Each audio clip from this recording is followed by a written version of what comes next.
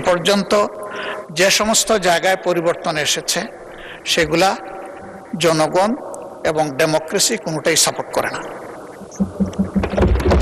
এমনকি খেলার মাঠটা পর্যন্ত আমরা উন্মুক্ত রাখতে পারলাম না।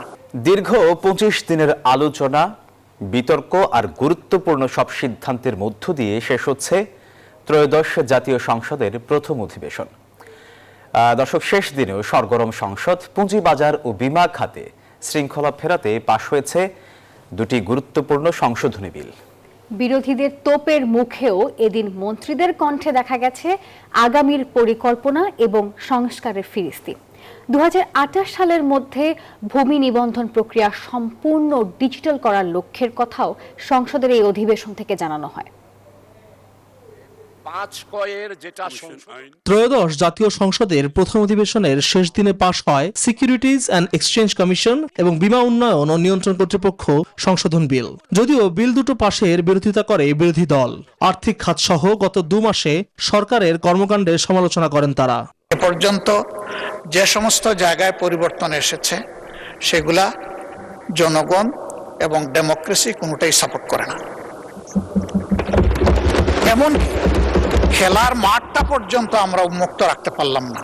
মাননীয় স্পিকার, এই রাষ্ট্রপতি চুপ্পু এস আলমের হাতে ইসলামী ব্যাংকে তুলে দেওয়ার কারিগর 2 কোটি আমানতকারীকে পথে বসিয়েছিল এবং জুলাই গণহত্যার সময় তার ভূমিকা, ফ্যাসিবাদের সাথে তার সংশ্লিষ্টতা সবকিছু আমরা জানি। আমাদের দুর্ভাগ্য, এই দুর্নীতিবাজ, অপদার্থ, মিথ্যুক, গণহত্যার দোষর এখনো বাংলাদেশের রাষ্ট্রপতি। যেভাবে বাংলাদেশ ব্যাংকে একটা নিয়োগ হয়েছে, সেভাবে যদি কোনো বিশেষ ব্যক্তিদেরকে মাথায় রেখে এই আইনে বয়সের যে বাধ্যবাধকতা ছিল সেটাকে যদি উঠিয়ে দেওয়া হয়, তাহলে মাননীয় মন্ত্রী যেমন দক্ষ এবং যোগ্য লোকের কথা বলেছেন, সেই জায়গাটাতে কিন্তু একটা কন্ট্রাডিকশন তৈরি করবে। মাননীয় অর্থমন্ত্রী Bangladesh security and exchange commission, যেটা নিয়ন্ত্রক সংস্থা হিসেবে পরিচিত, সেই সংস্থাটিতেও দক্ষ এবং যোগ্য মানুষদের সম্মিলন ঘটিয়ে বাংলাদেশের শেয়ার বাজারকে আবারও একটি আস্থার জায়গায় নিয়ে যাবেন। জবাবে অর্থমন্ত্রী জানান, বিএনপি আমলে শেয়ার বাজারে লুটপাটের কোনো সুযোগ ছিল না, এবারও থাকবে না। বাংলাদেশ ব্যাংক গভর্নরের সমালোচনার জবাবে প্রশংসা করেন, আর রাষ্ট্রপতির অপসারণ দাবির সমালোচনা করেন স্বরাষ্ট্রমন্ত্রী। জনাব নাহিদ সহ আরো অনেকেই চিফ অ্যাডভাইজার ডক্টর ইউনূস সাহেবের নেতৃত্বে শপথ গ্রহণ করেছিলেন। রাষ্ট্রপতিকে তখন তারা স্বীকৃতি দিয়েছে মাননীয় স্পিকার। ইন্টারিম গভর্নমেন্টটা ছিল ভিতরে বাইরে 2 দলের সমর্থনে। তো এক দল ছিল যমুনার অভ্যন্তরে, আর একটা দল ছিল যমুনাকে কিনারে। আগে যা ভালো ছিল তা হঠাৎ করে এখন মন্দ হলো কিভাবে? আপনারা লক্ষ্য করবেন, বিএনপি সরকারের সময় কোনো সময় শেয়ার বাজার লুটপাটের কোনো সুযোগ ছিল না।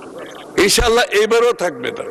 বিদ্যুৎ ও জ্বালানি খাতে বিগত সরকারের দুর্নীতির শ্বেতপত্র তুলে ধরেন মন্ত্রী ইকবাল হাসান মাহমুদ। চিফ হুইপ বলেন, ঐকমত্য থাকায় জ্বালানির সংকট অনেকটাই দূর হয়েছে। আর আইনমন্ত্রী জানান, এ পর্যন্ত প্রায় 24,000 রাজনৈতিক মামলা প্রত্যাহার হয়েছে। পেট্রোলের লাইন আর নাই, বিদ্যুতের লোডশেডিংও কমে গেছে। আমরা কাজ করছি, চেষ্টা করছি দেশটাকে উন্নতির দিকে নিয়ে যাওয়ার জন্য। ভঙ্গু অর্থনীতি, দুর্ভিক্ষ, গণতন্ত্র, গণতন্ত্রহীনতা, অপকালচার সব নিয়ে আমার পড়ছে এই তারেক রহমান সাহেবের মাথায়, সব পড়েছে আবার এই বিএনপির কাঁধে। ঐতিহাসিকভাবে সকল জঞ্জাল এই বিএনপির কাঁধে পড়ে।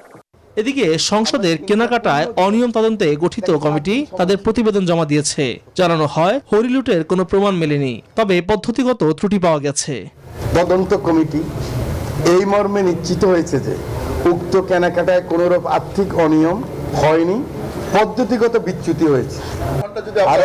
এখনো আমাদের আল মোহাইমিনুল খান, নিউজ 24, ঢাকা।